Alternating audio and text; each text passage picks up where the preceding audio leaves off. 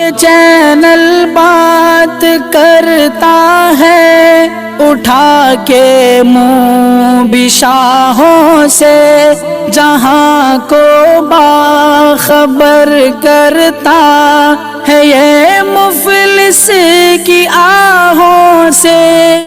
ناظرین گرامی، السلام علیکم ورحمۃ اللہ وبرکاتہ۔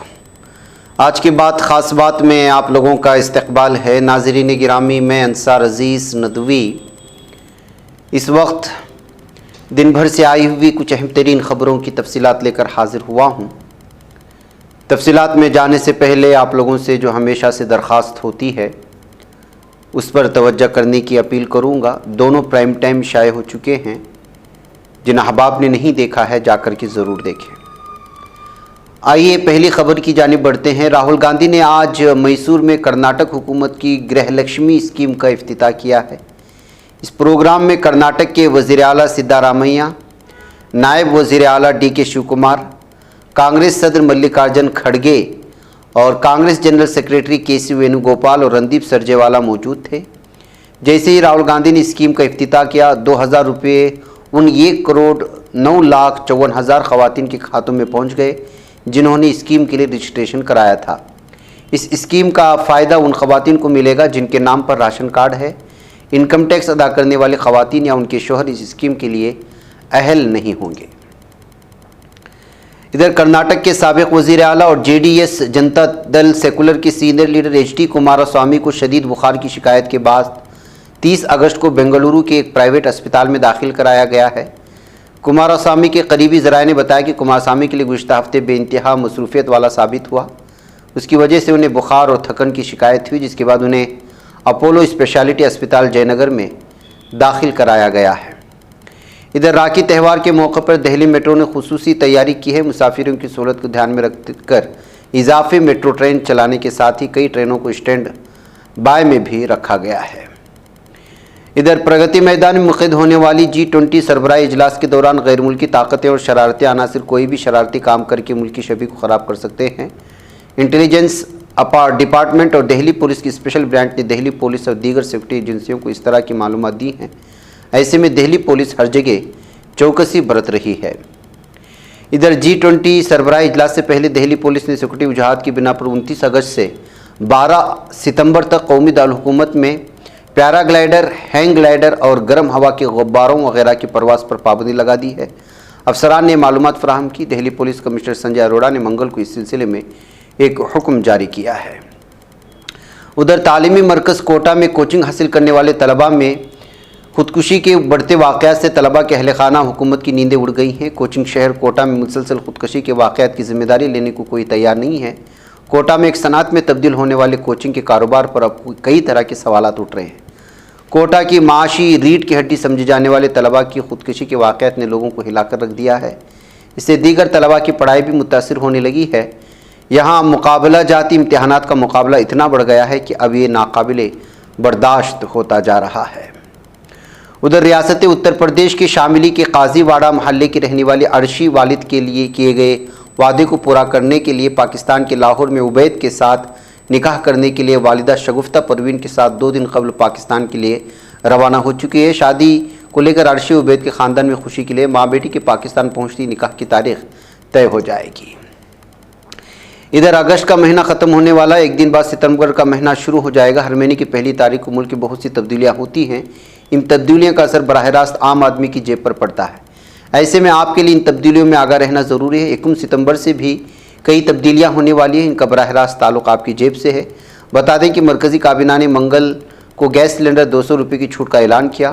اجولا اسکیم کی استفادہ کنندگان کو پہلے سے مل رہی 200 روپے کی سبسڈی کے علاوہ یہ فائدہ الگ سے ملے گا۔ نئی قیمتوں کا اطلاق 30 اگست سے ملک بھر میں ہو گیا۔ ایسے میں ستمبر میں گیس سلنڈر کے لیے 200 روپے کم ادا کرنے ہوں گے۔ اس سے محسوس کیا جا رہا ہے کہ دیگر چیزوں میں بھی کمی آئے گی۔ بہار میں ضلع روہتاس کے شیوساگر تھانہ علاقے میں بدھ کی صبح اسکارپیو کنٹینر کے ٹکرانے سے 7 لوگوں کی موت ہوئی اور 5 دیگر زخمی ہوئے۔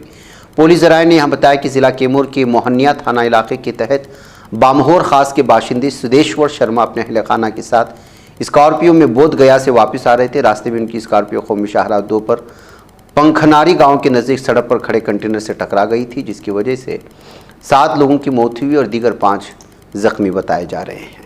شیوسینا ادھو بھالا صاحب ٹھاکرے نے اپنے ترجمان سامنا میں بھارتیہ جنتا پارٹی کو پھر سے نشانہ بنایا ہے۔ مغربی بنگال کی وزیر اعلیٰ ممتا بنرجی کے بیان کا حوالہ دیتے ہوئے سامنا میں لکھا گیا کہ لوک سبھا انتخابات وقت سے پہلے یعنی دسمبر کے مہینے میں ہی ہوں گے۔ اس کے لیے پرائیویٹ چھوٹے طیاروں ہیلی کاپٹروں کی بکنگ شروع ہو چکی ہے۔ ادھر سی بی آئی نے اقلیتی طبقے سے تعلق رکھنے والے طلباء کے لیے مختص اسکالرشپس کو لے کر ایک بڑے گھوٹالے کا اندیشہ ظاہر کیا ہے۔ اس سلسلے میں سی بی آئی نے نامعلوم افسران، نوڈل افسران اور پی ایس یو بینک ملازمین کے خلاف معاملہ درج کر لیا۔ بتایا جاتا ہے کہ اقلیتی اسکالرشپ گھوٹالہ تقریباً 144.33 کروڑ روپے کا ہے۔ اس سلسلے میں شکایت وزارت برائے اقلیتی امور نے درج کرائی ہے۔ ادھر مدراس ہائی کورٹ نے B J P leader H Raja کو آج اس وقت شدید جھٹکا دیا جب ان کی عرضی کو مسترد کرنے کا فیصلہ سنایا۔ اس عرضی میں بی جے پی لیڈر نے دراوڑ leader E V R Periyar سمیت کچھ دیگر قابل اعتراض بیانات سے متعلق مختلف معاملوں میں ذیلی عدالت میں ان کے خلاف چل رہی کارروائی کو منسوخ کرنے کا مطالبہ کیا تھا۔ حالانکہ عدالت نے ایسا کرنے سے انکار کر دیا اور کیسز کو متعلقہ خصوصی عدالتوں میں منتقل کر دیا۔ دراصل B J P leader H Raja نے تمل ناڈو ہندو مذہبی اور مذہبی بندوبستی محکمے کے افسران آنجہانی دراوڑ آئیکن ای وی راماسامی پیریار اور آنجہانی ڈی ایم کے چیف ایم کروناندھی کے گھروں کی خواتین کے بارے میں قابل اعتراض تبصرے کیے تھے۔ اس کے علاوہ بھی کئی دیگر معاملے ایچ راجا کے خلاف چل رہے ہیں۔ ادھر مدھیہ پردیش کے مرینا ضلع واقع ایک فیکٹری میں زہریلی گیس کے رساؤ سے 5 مزدوروں کی موت ہوئی ہے۔ موصولہ اطلاعات کے مطابق حادثہ ساکشی فوڈ پروڈکٹ نامی فیکٹری میں پیش آیا۔ اس فیکٹری میں چیری بنانے کا کام کیا جاتا ہے۔ جب یہ حادثہ پیش آیا اس وقت فیکٹری میں کئی مزدور کام کر رہے تھے اور فوری طور پر سبھی کو فیکٹری سے باہر نکالا گیا۔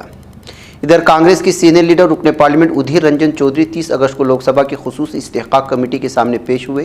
بعد ازاں خصوصی استحقاق کمیٹی نے پارلیمنٹ سے ادھیر رنجن چودھری کی معطلی کو رد کرنے کے لیے اتفاقی رائے سے تجویز کو پاس کیا۔ کمیٹی کے سامنے پیش ہونے کے بعد ادھیر رنجن نے لوک سبھا میں کیے گئے اپنے تبصروں کو لے کر افسوس ظاہر کیا، جس کے بعد کمیٹی نے معطلی رد کرنے کی تجویز پاس کی ہے۔ ادھر ممبئی میں اپوزیشن اتحاد انڈیا کی میٹنگ 31 اگست اور 21 ستمبر کو طے ہے۔ اس کے لیے اپوزیشن پارٹیوں کے لیڈران کی ممبئی آمد شروع ہو چکی ہے۔ اس میٹنگ سے قبل 38 اگست ممبئی میں ایم وی اے کانگریس شیوسینا این سی پی لیڈران نے پریس کانفرنس کی۔ اس دوران شیوسینا لیڈر سنجے راوت نے جانکاری دی کہ میٹنگ کے لیے سبھی تیاریاں مکمل کر لی گئی ہیں۔ انہوں نے یہ بھی کہا کہ 6 ریاستوں کے وزراء اعلیٰ اور سبھی لیڈران جو بنگلورو اور پٹنہ کی میٹنگ میں شامل ہوئے تھے ممبئی کی میٹنگ میں بھی شامل ہوں گے۔ اس بار کی میٹنگ میں 28 پارٹیوں کی شرکت ہوگی، جن میں سے کئی پارٹیوں کے لیڈران آج پہنچ چکے ہیں اور کچھ کل کی آمد ہوگی۔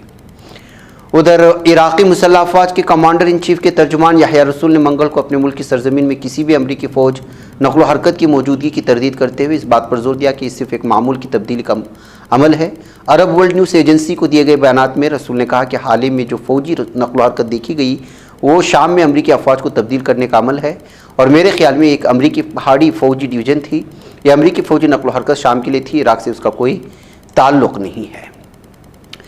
ادھر صدر رجب طیب اردوغان نے 30 اگست یوم ظفر کی مناسبت سے پیغام جاری کیا ہے۔ صدر اردوغان نے اپنے جاری کردہ پیغام میں 30 اگست یوم ظفر کی مبارکبادی پیش کی اور کہا کہ ہمیں اس فتح کا تحفہ دینے والے جنگ نجات کے سپہ سالار غازی مصطفیٰ کمال اتاترک اس جنگ میں شامل تمام فوجیوں و شہداء کو احترام و عقیدت سے یاد کر رہے ہیں۔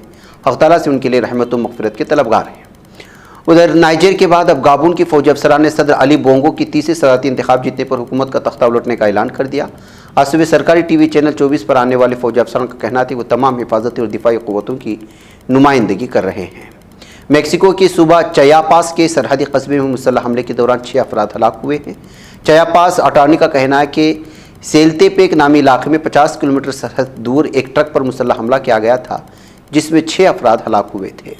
اقوام متحدہ کے سیکریٹری جنرل اینٹونیو گوٹریس نے جوہری تجربات کے خلاف عالمی دن پر اپنے پیغام میں جوہری ٹیکنالوجی کے حامل ممالک سے اپیل کی ہے کہ وہ اس بین الاقوامی معاہدے کی توثیق کریں جو پرامن اور جوہری دونوں مقاصد کے لیے ایسے تجربات پر پابندی عائد کرتا ہے۔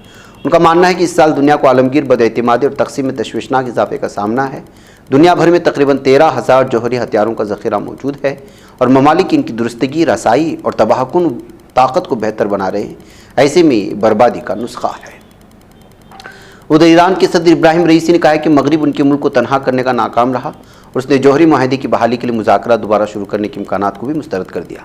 دارالحکومت تہران میں گزشتہ روز ایک اخباری کانفرنس میں کہا کہ دشمن نے دوہری حکمت عملی پر عمل کرنے کی کوشش کی اور ایران کو دنیا سے الگ تھلگ کرنا اور دوسرا ایرانی قوم کی حوصلہ شکنی کرنا، مگر وہ ان دونوں حکمت عملیوں کے ساتھ ناکام رہا ہے اور وہ ایران کو الگ تھلگ کرنے میں کامیاب نہیں ہوا۔ ادھر یوکرین نے روس کے ایئرپورٹ پر ڈرون حملہ کرتے ہوئے 2 فوجی ٹرانسپورٹ جہاز تباہ کر دیے۔ خبر کے مطابق ڈرون حملہ روس کے شمال مغربی شہر پیسکوف کے ہوائی اڈے پر کیا گیا، جس کے نتیجے میں IL-76 فوجی ٹرانسپورٹ طیاروں میں آگ لگ گئی، لیکن کوئی جانی نقصان نہیں ہوا ہے۔ ناظرین گرامی، آج کی بات خاص بات میں اتنا، انشاءاللہ پھر آپ لوگوں سے ملاقات ہوگی۔ مجھے اجازت ہے، السلام علیکم ورحمۃ اللہ وبرکاتہ۔ بچ پاتا ہے کوئی صحافی کی نگاہوں سے، ملاتا ہے یہ لوگوں کو محبت کی پناہوں سے، کرم اور درد مندی کا ہے ایک سنسار، سیدھی بات عظیمت جرأت و ہمت کا ہے اظہار، سیدھی بات عظیمت جرأت و ہمت کا ہے اظہار، سیدھی بات۔ یہ چینل حق نگر بن کر کچل دیتا ہے فتنوں کو۔